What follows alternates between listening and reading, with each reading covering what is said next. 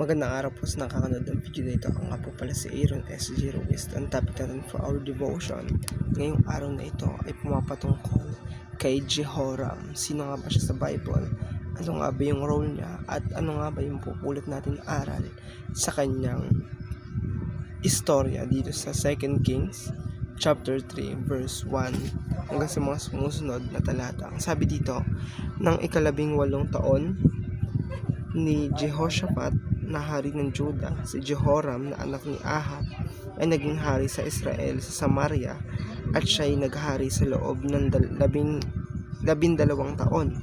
Siya'y gumawa ng masama sa paningin ng Panginoon, bagamat hindi gaya ng kanyang ama at ina, sapagkat kanyang inalis ang haligi ni Baal na ginawa ng kanyang ama.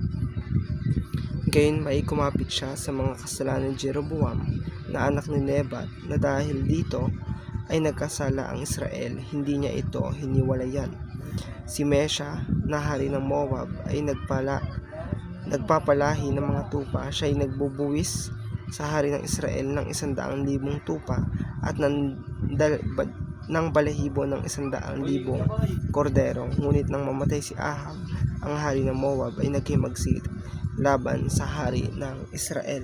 At mapapansin natin dito ay si Jehoram na anak ni Ahab hindi naman naging kasing sama ng kanyang ng kanyang nanay at saka tatay, dahil may i-consider nga na si Ahab at si Queen Jezebel ay most evil na king and queens na naghari sa bayan ng Israel.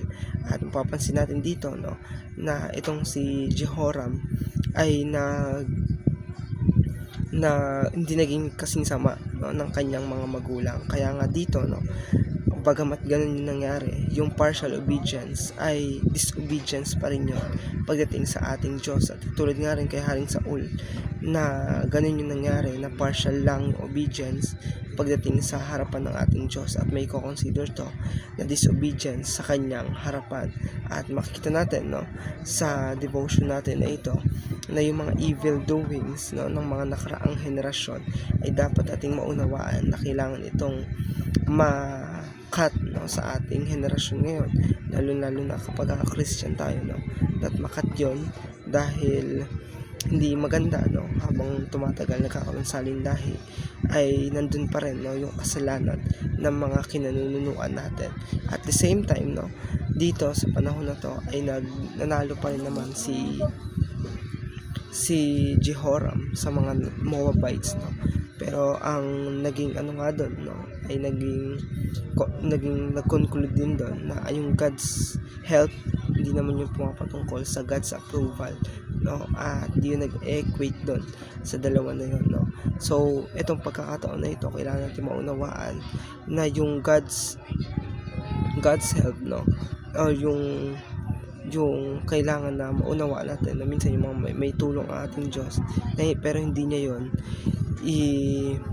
ina-approve, bagamat hindi yun outside sa kanyang will, pero kalooban ng Diyos na mangyari yun, upang parusahan din siguro yung mga Moabites sa kanilang mga ginagawa. So ito lamang po ang ating devotion. Maraming pong salamat.